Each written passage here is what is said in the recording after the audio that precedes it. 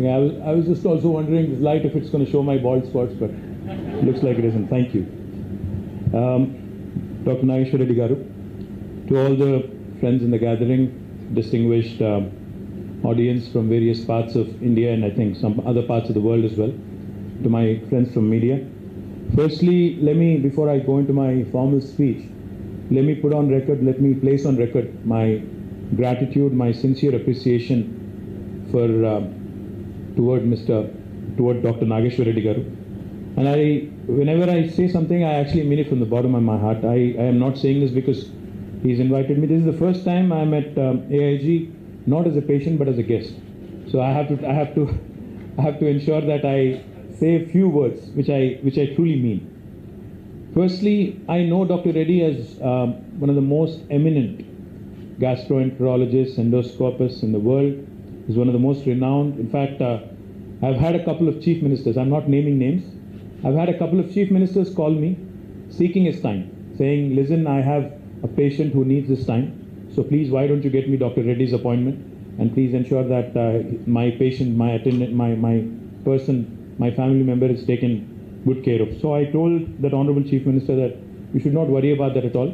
You know, Dr. Reddy treats everybody equally. And when I say this, I say it with utmost sincerity because I remember when COVID hit us, it was an unprecedented crisis for the governments, for hospitals, for the medical fraternity, for people at large, for humanity at large, for the world at large.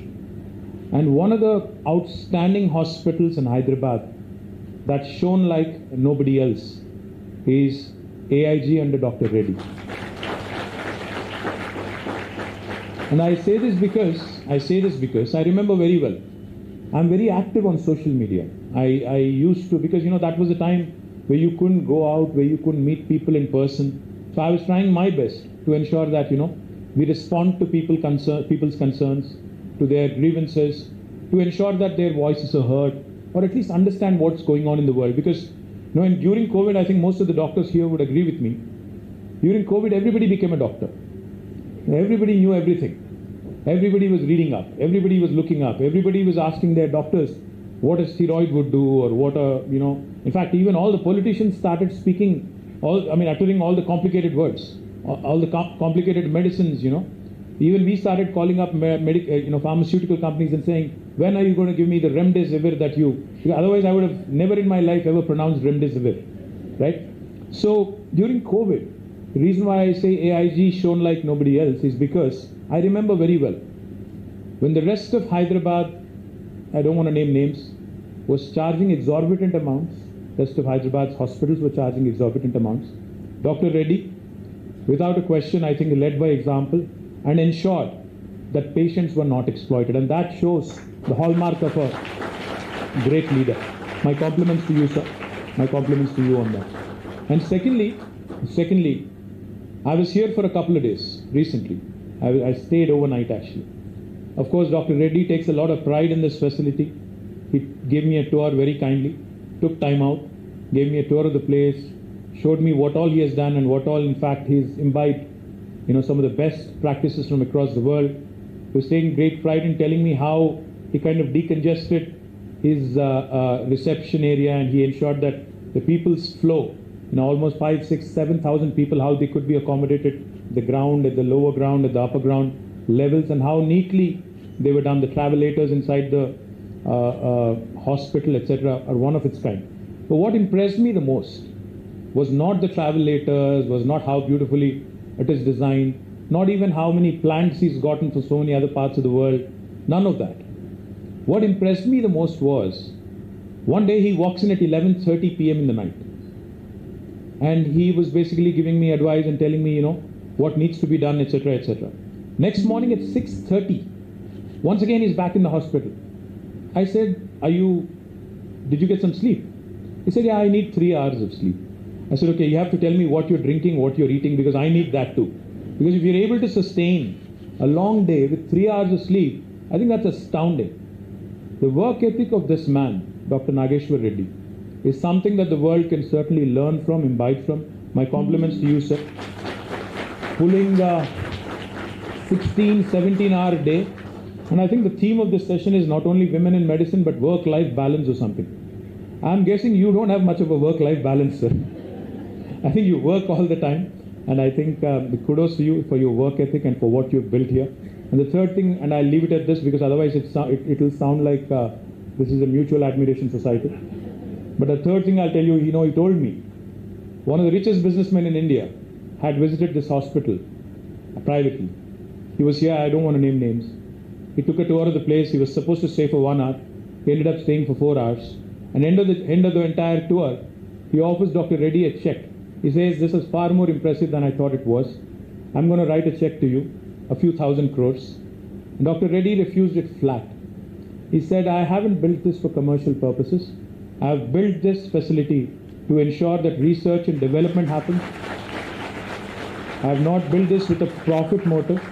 So therefore, my kudos to you, sir, on building a world-class facility in our city, in Hyderabad. And I'm also told that Newsweek has rated you as one, and they say this entire facility as one among the best gastroentero facilities in the world. Top 3, I think it is. So my compliments to the entire family of AIG, because it can't be just one man doing it, it's the entire team. So my compliments. Now, of course, I'm extremely pleased to be here. When he asked me a month ago, I said I'd absolutely be here. And I've cancelled one meeting to be here, sir, I have to tell you that. Because it was getting too much. There's like 5 events and I had to cancel one. But I'm glad to be here. But then I was asking myself, neither am I a woman nor am I in medicine. So what am I doing here? So I asked him, I said, what am I doing here? What am I supposed to speak?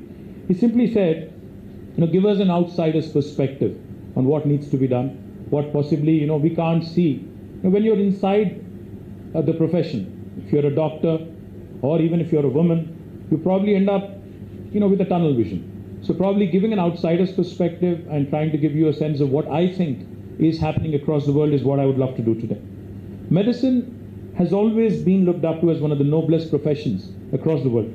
In fact, even today when I speak to my daughter, who's 13, and when I ask her, what is it that you want to do?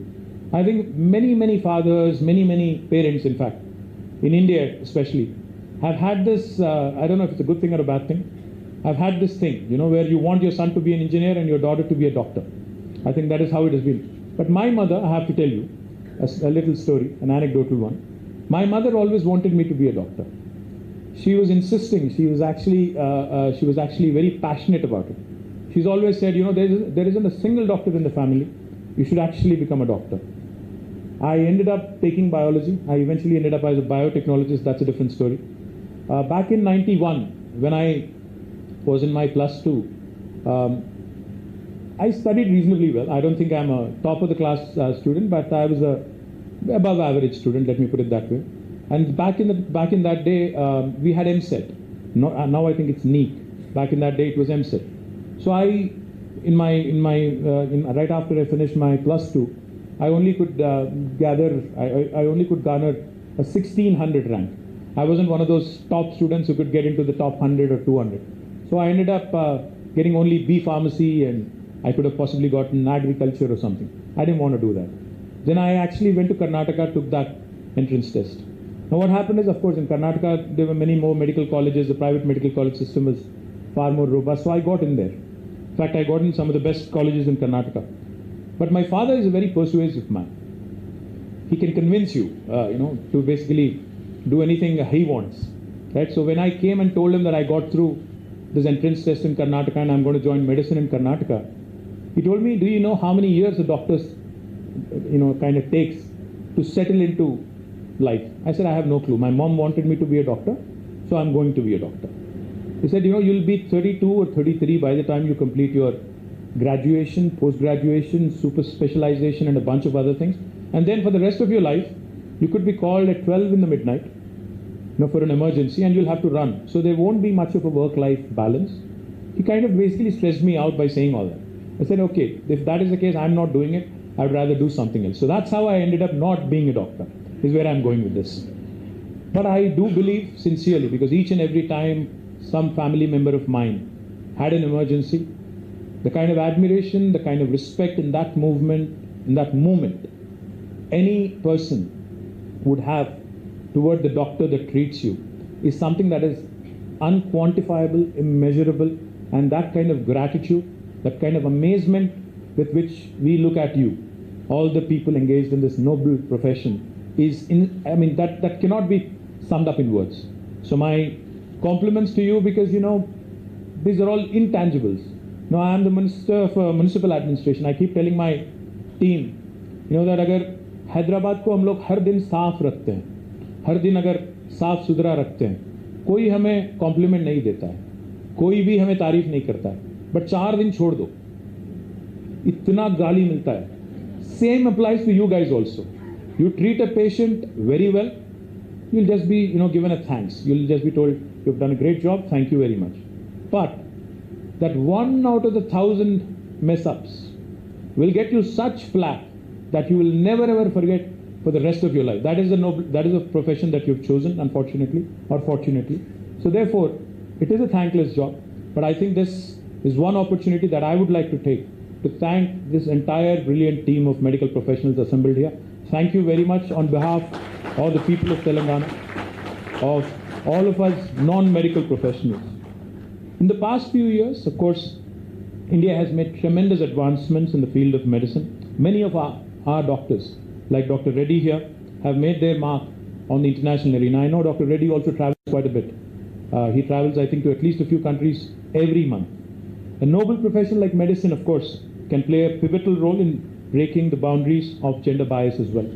Although historically it has been a male-dominated field, many extraordinary women also have paved way as pioneers in healthcare. One such path-breaking personality was Dr. Anandibal Joshi, who was the first female Indian physician and the first Indian woman to have gained a degree in Western medicine in the late 1800s. Another example, of course, is Dr. V. Shanta, an oncologist who was awarded Padma Shri and Padma Bhushan and Padma Vibhushan awards for her efforts in improving accessibility of affordable cancer treatment. And of course, we have our own Dr. Soumya Swaminathan, who was omnipresent during COVID, a pediatrician who was at the helm of World Health Organization as a chief scientist during COVID-19 pandemic. Talking of the pandemic, I must also use this opportunity to mention that 2 of the 3 companies that have developed indigenous COVID-19 vaccines in India are from the city of Hyderabad, and both of them have women as their leaders in the driver's seat. Suchitra Ella of Bharat Biotech and of course Mahima Datla of Biological Advance, both are outstanding women leaders in healthcare and medicine who have contributed tremendously to the vaccine industry and to the biotechnology industry in India and abroad. The list of women who have made strides in the field of healthcare goes on. There's plenty of very, very talented doctors and medical professionals across the globe and across India now also. Today, our healthcare systems are rapidly transforming as they embrace digital technologies. Women can play an important role in this evolution, not only as medical professionals, but also in the field of AI, big data, and data digitization, which aid in smarter decision making. As a state with leadership position in technology and also life sciences, broadly, of course, healthcare, we are thrilled about the opportunities presented by the new areas of medicine and biomedical technologies. I keep saying this very often. I keep saying that Hyderabad is neither north of India nor south of India. In fact, Hyderabad is where the north of India meets the south of India. Hyderabad is where paratha meets dosa. Hyderabad is where biology meets technology. Hyderabad is where data sciences marries life sciences. Hyderabad is where Mangoverse meets Metaverse. Hyderabad is that beautiful melting pot where the confluence of these technologies can be leveraged to the greater good of humanity, greater good of healthcare advancements in today's world. Honorable Chief Minister of Telangana, Shri KTR Garu, he always tells us one thing. Whenever I talk to him about fancy new technology, he only has one question. He asks, what is the societal good that can be accomplished by way of this new technology? When I talk to him about AI, artificial intelligence, or machine learning, or robotics, the one question he says is, what is the advantage to society, what is the advantage to the common man on the ground by way of this technology? And he also says, any technology that does not have a positive societal impact is futile. However advanced or cool it is it may not be of use unless it is put to greater good, it is used to greater good. Now, we have embarked on an ambitious mission to create health profiles, digital health profiles of more than 40 million citizens of Telangana. Now, this is one unique effort in Telangana that I'm super proud of, because this brings about the convergence of medicine and technology. And in fact, as a pilot state, I've chosen my district, Rajanna Sirsila, to have done this. Now, a lot of people think and ask, why are you doing it? What is it that you're wanting to accomplish by way of this?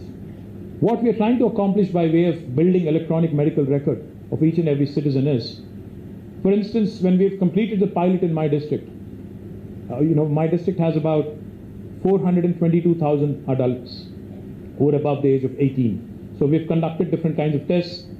We have taken the usual metrics, studied the vitals, and now have built the entire digital health profile. What we've realized in my district is that there is a heavy prevalence of oncological problems among the women in my district. It could be cervical cancer, it could be breast cancer, but there seems to be a pattern to this.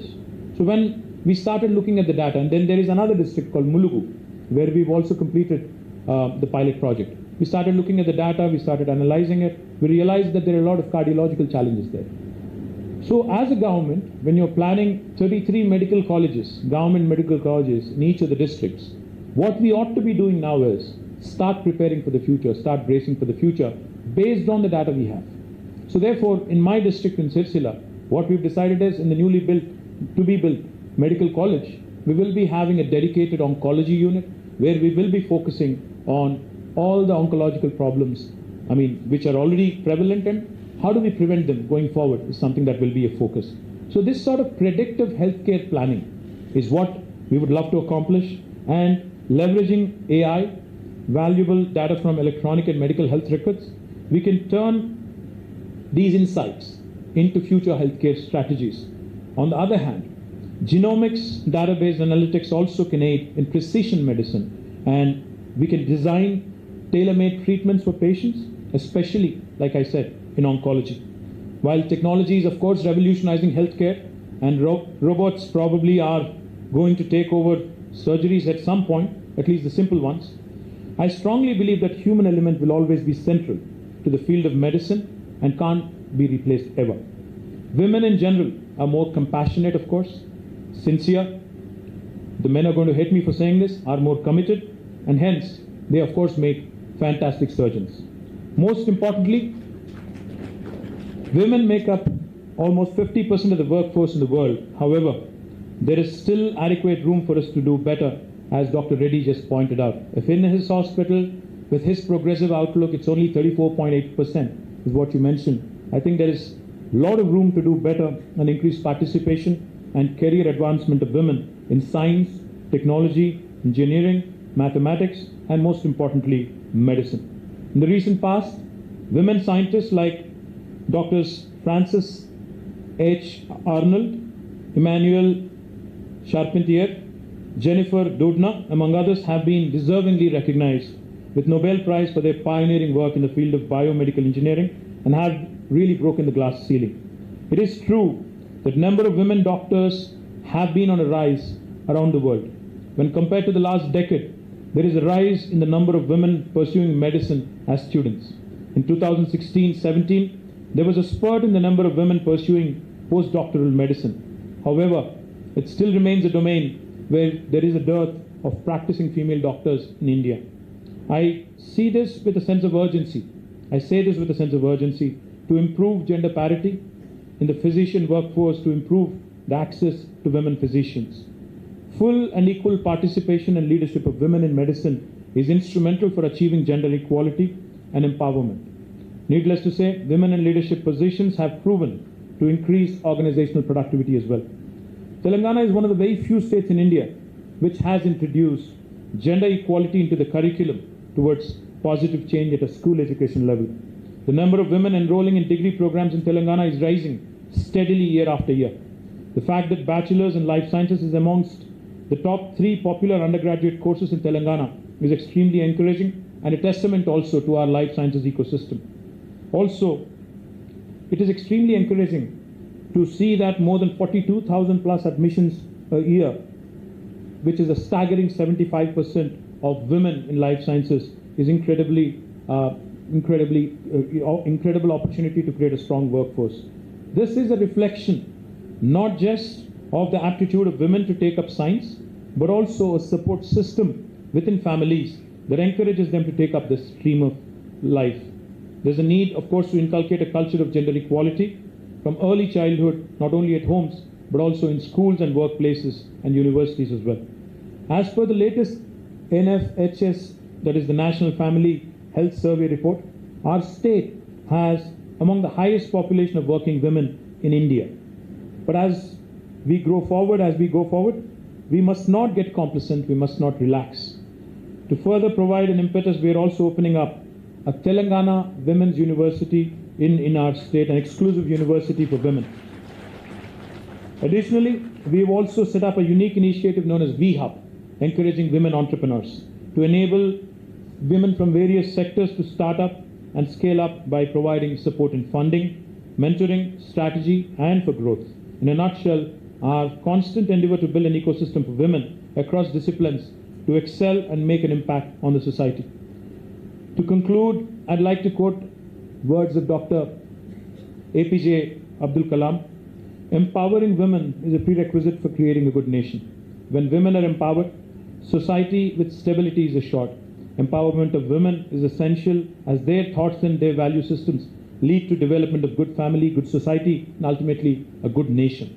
Government of Telangana will continue to undertake targeted initiatives to ensure and scale the participation of women in not only medicine, but across different disciplines. I once again thank Dr. Reddy for this wonderful opportunity that he has given me to meet all of you. Thank you very much. Jai Telangana, Jai Hind.